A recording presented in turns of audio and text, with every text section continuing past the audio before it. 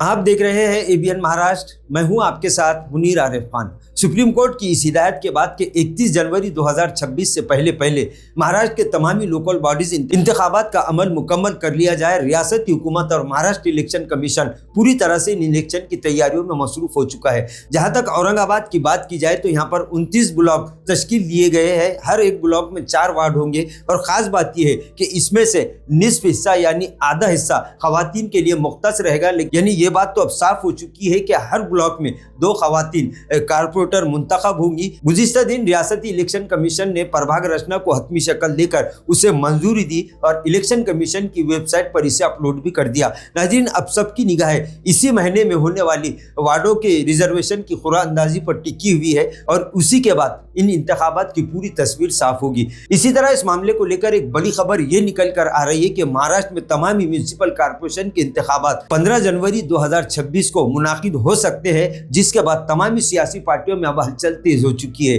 नाज़रीन, प्रभाग रचना की हतमी शक्ल देने का काम आखिरी मराहिल में जारी है। औरंगाबाद में इस मामले को मुकम्मल किया जा चुका है। मुंबई, पूना, इसी तरह महाराष्ट्र के कई इलाकों में अब भी प्रभाग रचना पर काम जारी है और जो आखिरी मराहिल में चल रहा है उसके बाद वार्डों के रिजर्वेशन को लेकर खुरा अंदाजी होगी और मुताल्लिक़ इंतजामिया से मिली खबरों के मुताबिक इसी महीने में इस मामले को लेकर खुरा अंदाजी की जाएगी और उसी के बाद ये तस्वीर साफ होगी कि इंतखाबात की तारीखों का ऐलान कब होगा। लेकिन जहाँ तक सियासी पंडितों की बात की जाए तो उन्होंने इस बात का इजहार किया जा रहा है कि 15 जनवरी को पूना, मुंबई, औरंगाबाद समेत महाराष्ट्र में जितने भी म्यूनिसिपल कारपोरेशन है उनके इलेक्शन मुकम्मल कर लिए जाएंगे।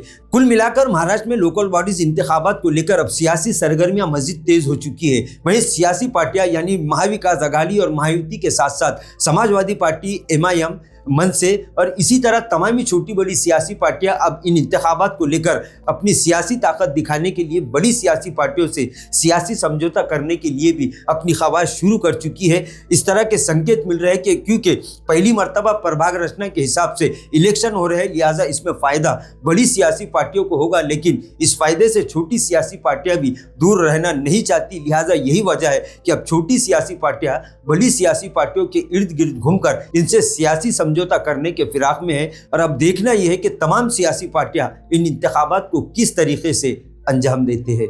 नाजरीन, आज के लिए बस इतना ही। फिर मुलाकात होगी कुछ नई वीडियो के साथ। तब तक के लिए हमें इजाजत दीजिए। अल्लाह हाफिज।